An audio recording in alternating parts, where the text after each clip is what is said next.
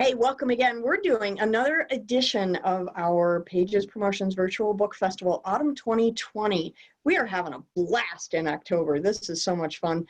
We are a production of Indie Reads TV, and we find our home on CNM TV in Troy, Michigan. This is so much fun. I get to meet authors that I've never discovered before, and I hope you're doing the same. This is Michael Asselin, and he's going to be talking with us tonight about his novel. He's going to read a little bit. We'll have some time for questions and answers.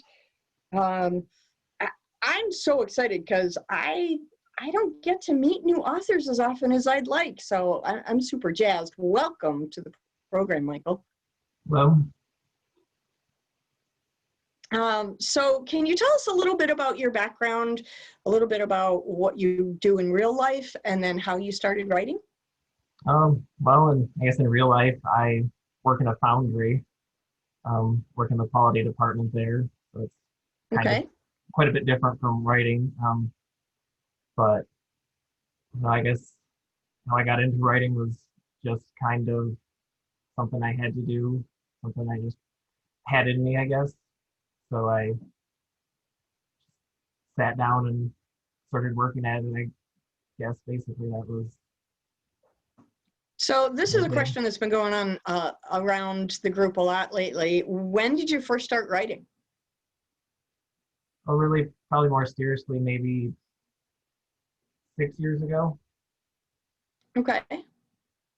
Did you write as a child, or was this something that you got into as an adult? I did a little bit when I was a child. Actually, at one point, I bought a used typewriter in a garage sale and just kind of Yeah. play around with that for a little bit. My grandma got me some ribbon for it and just messed around with it and never did anything really serious, but just kind of had fun with it, I guess. That's very cool. Can you tell us a little bit about the synopsis of the book? Give us the title and the synopsis, and then we'll have you do a reading. All right. The title is Red Morning Child, and it's a fantasy world that I've created, and it's kind of horror-ish, I guess, and it's swords and that kind of stuff, and it's about a woman who gets captured, and then she's trying to escape and figure out why she was captured, and just kind of trying to survive, basically. So is it Renaissance era fantasy, or is it high fantasy? Is it urban fantasy? What style fantasy would you call this? Um, Maybe probably close to Renaissance, maybe a little bit before that kind of style. Okay, awesome. Okay, can you read us a little bit, and then we'll open up the room to questions and answers. Yep, I will. I'm going to read chapter 3. And so basically, at this point, she's kind of running from the monsters and trying to figure some more stuff out. So Pritcha Okay. sat, listening, back against the trunk of an ancient oak tree, her feet tangled in the air, her legs straddling a thick branch. Sweat poured in thick rivulets down her face and back. Her thin deer-hide shirt clung to her body.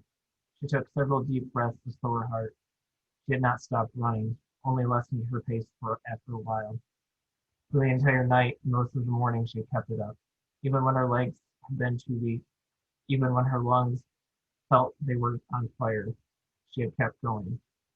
She didn't know where in her desperation she had gone, or how far she had actually come in the dark. For the first time she felt pain in her sides and on her face.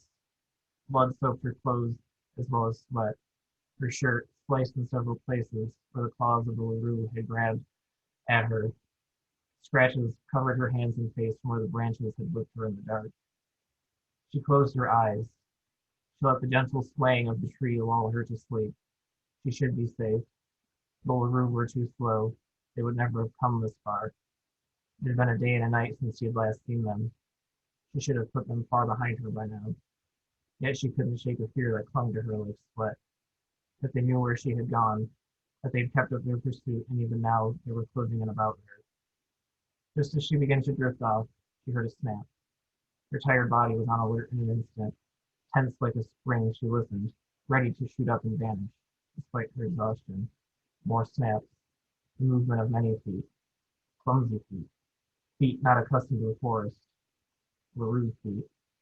She began to climb, careful not to make a sound. Her eyes widened and her ears strained to catch any sign that they had spotted her. She looked around her. Hidden in the canopy, she felt at least a little better. There was nothing now. No sticks being broken, no leaves being crushed under careless feet. Had they stopped? Her heart slowed to a normal pace once again. As it did, her eyelids began to droop. Heavy with the effort of fearful flight, she shook her head, straining to remain vigilant. Again, her head began to fall, and she heard another snap. She waited, listening for more. Had they stopped? Had they caught sight of her? Slinking down one branch lower, she scanned the forest, trying to pierce the dense green fog of foliage that surrounded her. The forest about her filled with all manner of sounds. Birds fluttered around her, moving from branch to branch. Squirrels, too, played at chase in the branches near her. They began to chatter, aware of the danger that was approaching. Peering out through the forest, Pritchett feared what she would see, the shambling hop of a mass of frogs. Her fear made all the worse for their silence.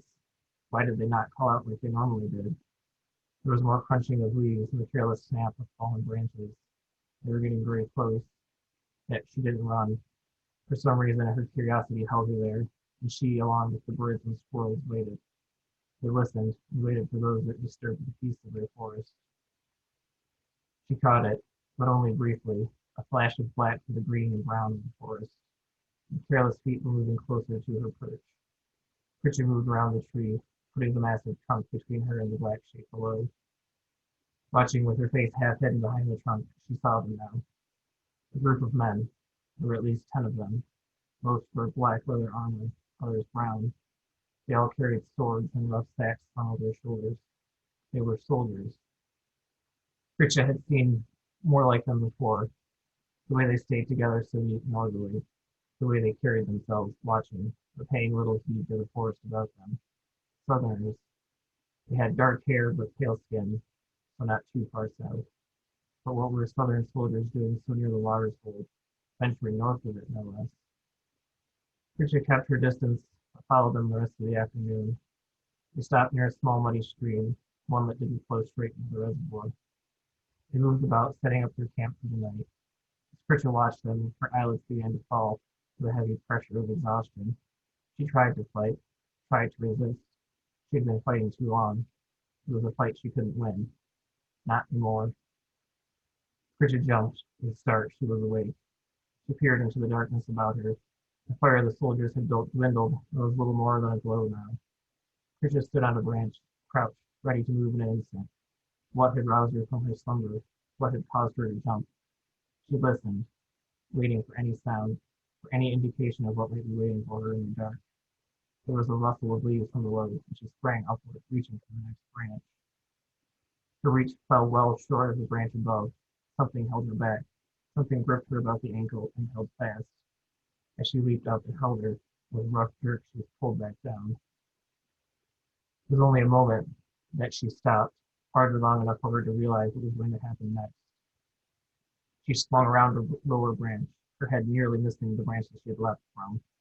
2 more revolutions and she slowed, hanging there, her tether wrapped about a branch, leaving her to dangle, helpless in the dark. "Who are you?" asked a voice from the dark. Pritchett didn't answer. She strained her eyes to see the source.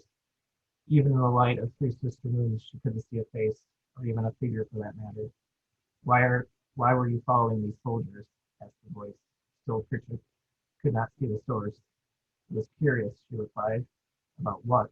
asked the voice. "Why Southern soldiers are wandering so haplessly through my forest." She twisted against the bond that held her aloft, cutting off circulation to her foot. Her left hip felt as though it might be out of its place. "Your forest?" asked the voice from below. It sounded closer now, if only slightly. "Well, it's certainly not theirs." Pritchett tried harder to be free. "Who are you?" it asked. "I'm nothing. I'm no one." "A nothing the Hoppers left alive? A no one That they set a trap for her? Why would they do that? The figure paused, maybe to give her a moment to think, or nothing. His emphasis on the last word made her shudder. It was a question she had asked herself, but she hadn't had much time to think it over. She'd spent all of her waking hours running for her life. I don't know why they would have set a trap for me. All I know is that they did. All I know is that they held my friend and murdered an entire village to get me. So maybe you're right. Maybe I am more than just nothing to someone. But I am, it seems, slipperier than their claws can manage on land. She would have cut the bonds had she not left her tools behind in her flight from LaRue. A figure cast in moonlight materialized out of black shadows. You want to go free. Tell me who you are. Tell me where you come from. Maybe I can help you. The figure moved closer to her. Why would you want to help me?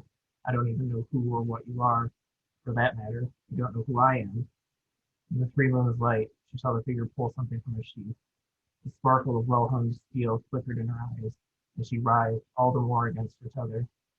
I am a hunter, come out here to find out why the hoppers have been moving south. And if you play into this, then our purpose would be the same. You want to know why they singled you out? You want to know why they killed an entire village? Your friend? For the figure, now he stood below her, his face pale and stern in the white glow of the sister moons. Pritchard was beginning to feel dizzy. Already the swinging and the blood in her head were taking over. The figure below was blurry now. Where there had been hard moonlit lines, now there were only spots of burning light. She closed her eyes. I will find out who you are one way or another, the figure growled. Green boughs was all that she had managed to say. She opened her eyes again and could swear that for a second the figure had a look of shock on his face. Then there was nothing. She felt only falling. It was screaming. It was the smell of a horrid swamp, the taste of blood, and she was awake again. Up like a bolt, but her head swam as though she were still dangling from the branch. Crittenden will not send you with me, but he'll send you out on your own to wander halflessly through the woods, said a voice. It sounded to Critchell like the one who had spoken to her while she had been hanging from the tree, but she couldn't be sure. Her head was still spinning. You know how long she was following you? Asked the voice. The hunter, she guessed. We didn't know she was following us at all, said another voice. One of the soldiers, she thought. And you were supposed to be following me. What exactly were you doing? Said the hunter. Trying to get back to the village, said another soldier. Where we thought we'd find you, sir, said another. We should be more careful. She was following you the entire day, said the hunter. How do you know that? Asked one of the soldiers. Because I was following her the entire day. Pritchett tried to sit up.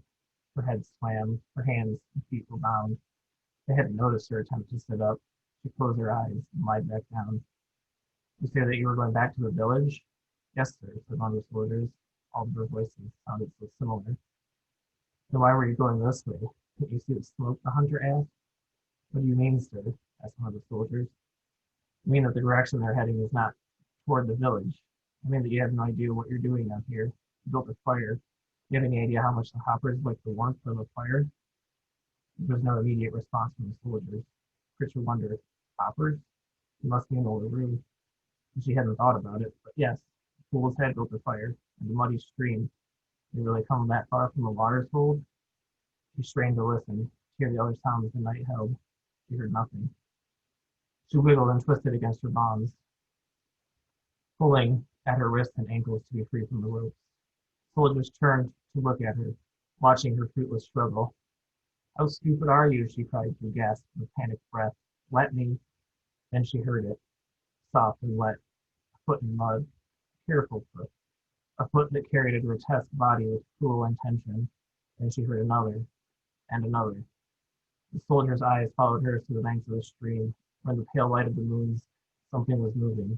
Very slowly it rose from the stream, a shadow glistening wet in the night. Getcha, getcha, getcha, getcha. Pritchard rolled over and sat upright, the fog of her unconsciousness obliterated by the fear that overwhelmed her. She tried to work her hands free, to get her feet unbound, but it was no use. She worked her hands to her front, rolling back onto her stomach. She pushed herself up. It was just as she was almost standing that the blow came. It was piercing. like a knife in her side, but it wasn't a knife she knew. It was a long claw, like a finger that wormed its way inside of her, tearing her skin open. A voice in her ear whispered with a foul breath of swamp. Warm one, warm blood. It licked its lips. Warm flesh, warm blood. Get you, Critcha, get you, Critcha. The claw retracted from her flesh. She tried to stay awake, to fight through the pain, but it was too much. She needed rest. She needed sleep. And she fell. The distant words of cool lips filled her ears. Warm ones, warm bloods, green boughs, green boughs. That's Well it. done. Thank you very, very much. Kind of on the creepy side, Michael. Kind of just a little creepy.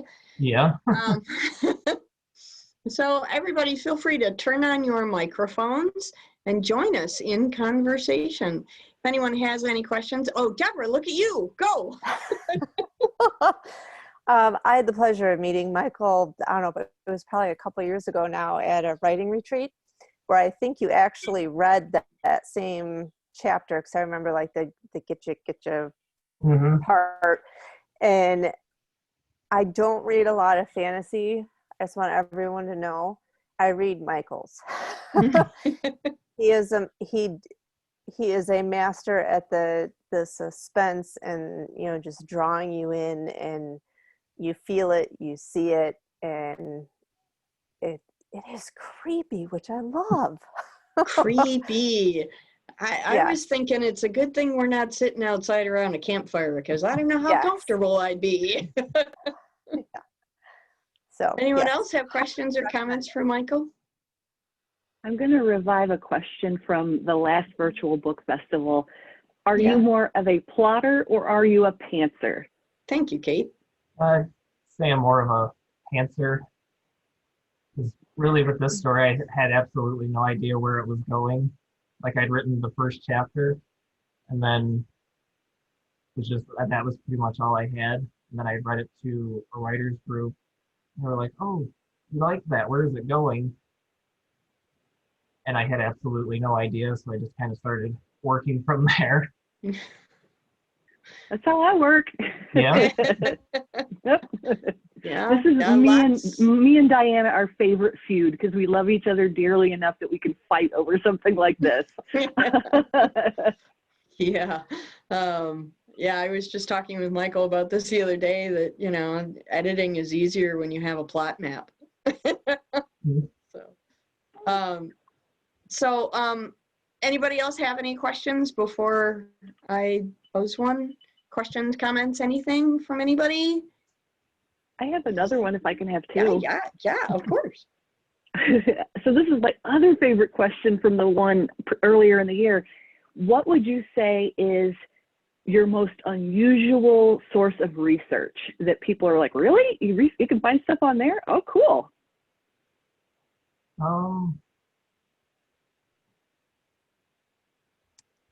don't know. I find quite a bit of stuff on Pinterest, but just to get a lot of ideas for different kinds of fantasy environments, castles, villages, and that kind of stuff, and just kind of pull ideas from that. And it's like, oh, that's really neat looking, and I can use, not that exact thing, but different pieces of it, and just kind of pull that in and kind of make up my own things from it. But definitely a way to find different kinds of stuff and stuff that other people have created, and it's really interesting. Yeah, I was on Pinterest right while we were waiting to get into the meeting, adding stuff, going through my email, like, all right, yep, add that to Pinterest on my little secret board of ideas.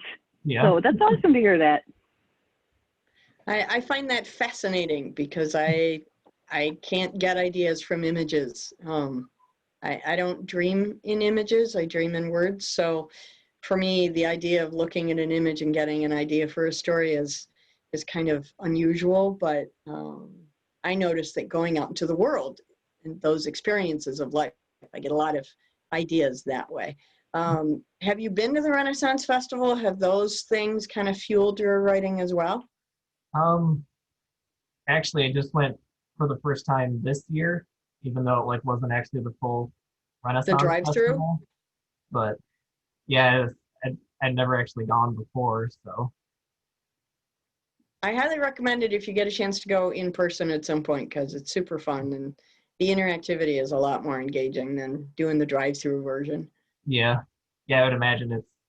I've actually had a few people say that to me, like, "Oh, really? I'm kind of surprised you've never been there, just given the stuff that I write." And, So is this a standalone or is this part of a series? And is this your only work or do you have other books that we can discover about you as well?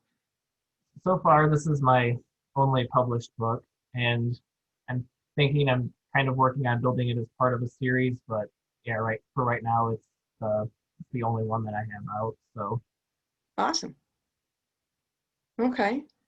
Anyone else have questions or comments for Michael? Go ahead, Deborah. Just curious, how long did it take you to write, just like the first draft, even not necessarily the whole process to publication, but just the first draft?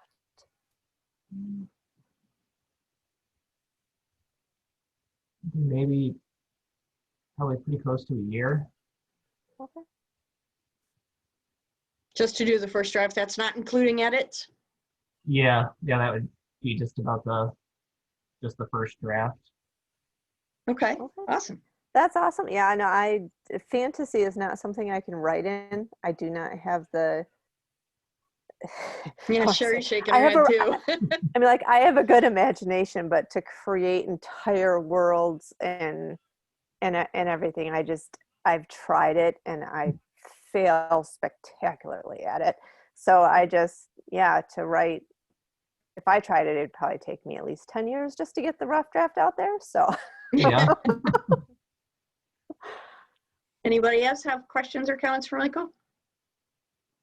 So one of the things, I have a fantasy coming of age novel about a young squire who grows into becoming a knight and then a wizard. It's this epic tale thing that I started writing when my son was 6. He's 30 now, and I haven't finished it yet. So the biggest stumbling block for me are the combat scenes. For some reason, as many times as I've been to the festival, I can't write medieval combat. So I'm now teaming up with another author who does that really well. Have you found that there's any piece of this genre that is more of a challenge for you than another?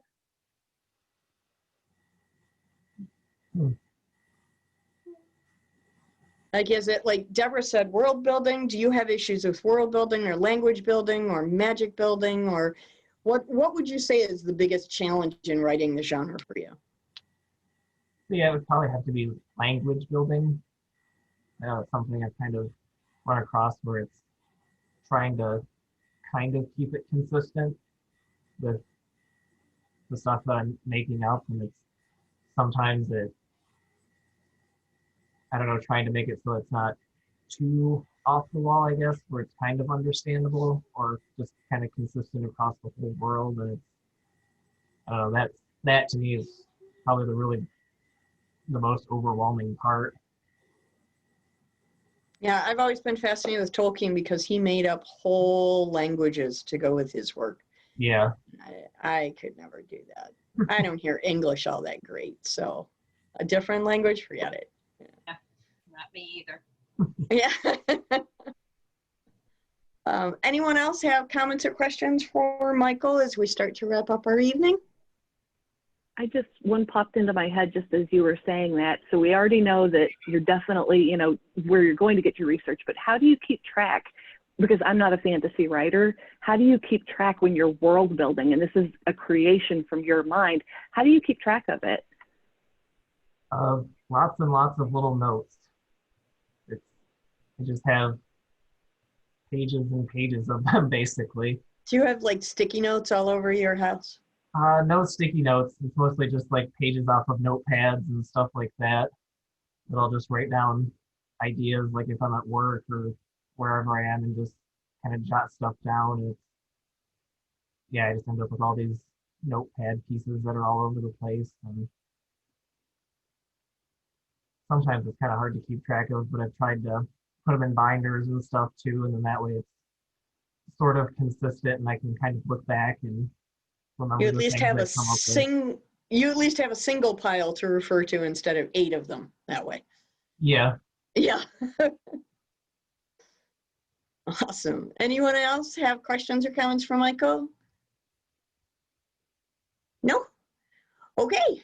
Thank you so much, everybody, for coming. I really appreciate you coming out and sharing this night with us. We'll be doing it again.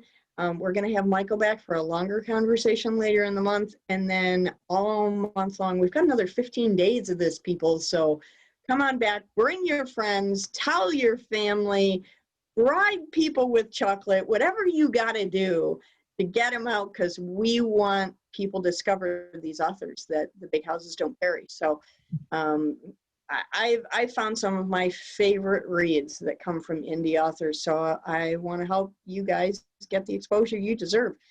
Thank you, Michael, for coming. We really appreciate you coming out. Again, this is Michael Asselin, and after we're done here, you can go to our Facebook page, and you can find a link to his book and learn more, and then the replay will be up on our YouTube channel tomorrow.